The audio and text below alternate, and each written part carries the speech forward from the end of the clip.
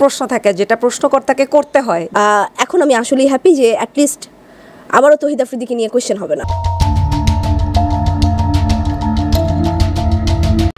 So guys,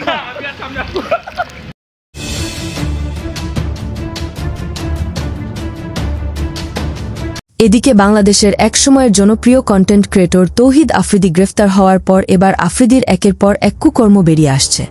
কথায় আছে মানুষের খারাপ সময় কেউ আসলে পাশে থাকে না, ঠিক এমনটি ঘটেছে তৌহিদ আফ্রিদির সাথে। বাংলাদেশের জনপ্রিয় কন্টেন্ট ক্রিয়েটর হওয়ার পরেও তৌহিদ আফ্রিদিকে নিয়ে এবার বিতর্ক যেন পিছুই ছাড়ছে না। সেই সাথে এবার অভিযোগ আসছে আফ্রিদির সাথে খোলামেলাভাবে চলাফেরা করেছেন বড় পর্দার অভিনেত্রী প্রার্থনা ফারদিন দিঘি।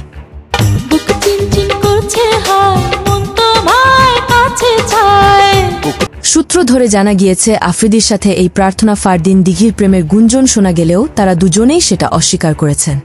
কিন্তু তাদের মধ্যে যে একটা কিছু হয়েছে তা আর বুঝতে বাকি ছিল না তাদের ভক্তদের মাঝে।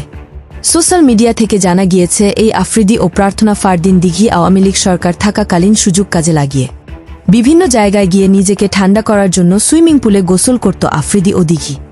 নেটিজেনদের মন্তব্য অনুযায়ী তারা দুজনেই একে উপরের ফুলের মধু খেয়ে দুইজনে দুই দিকে চলে গিয়েছে।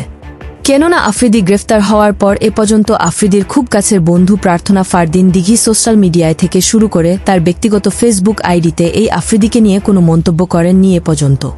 কেননা শুধু আফ্রিদি যে আওয়ামী লীগ সরকার থাকাকালীন সুবিধা নিয়েছে বিষয়টি এমনও না, কিন্তু এই আওয়ামী লীগ সরকারের সুবিধা নিয়েছেন বড় পর্দার অভিনেত্রী প্রার্থনা ফারদিন দিঘি।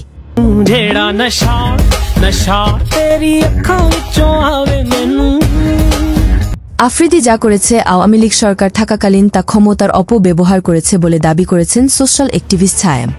তৌহিদ আফ্রিদির হাতে অত্যাচারিত ভুক্তভোগী কন্টেন্ট ক্রিয়েটর ছায়েম যা তিনি একটি ভিডিও বার্তায় সবকিছু ক্লিয়ার করেছেন আফ্রিদিকে নিয়ে।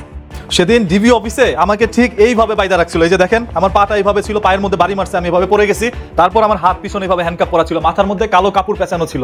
ওই মোমেন্টটা আমি কখনো আপনাদেরকে শেয়ার করতে পারবো না। এমন ভাবে আমাকে নির্মম ভাবে এরকম হাতই করে মাথাটা বাইদা নির্মম ভাবে আমাকে যে পিটাইছে আমি কখনো এটা আপনাদেরকে বলতে পারবো না। ভিডিও কলে আফ্রিদির সাথে কথা বলছি, পুরো সঙ্গ কেটে দিব, কোনোদিন তুই তোর স্ত্রীর সাথে বা কারোর সাথে সহবাস করতে না পারিস, এটা কি সেই মালটা না? সাথে সাথে আমার পিছনে হ্যান্ডকাপ পরায়, পিস্তলের যে দাঁতটা আছে ওটা দিয়ে আমার চোখের এখানে মারে। অফিসের মধ্যে বসে একা একা খালি শুধু কান্না করতাম, আমি শুধু মাপ চাইতে থাকি আফ্রিদির কাছে। ঘটনাটা হচ্ছে আজ থেকে আরো 2.5 বছর আগে ঘটে গিয়েছিল।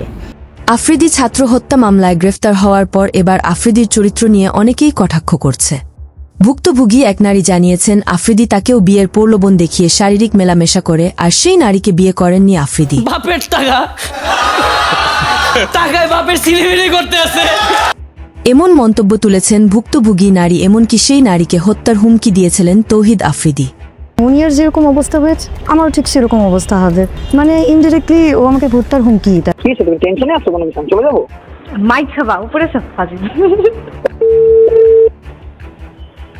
হ্যালো, কি করো? হ্যালো, কি করো? আমি কে?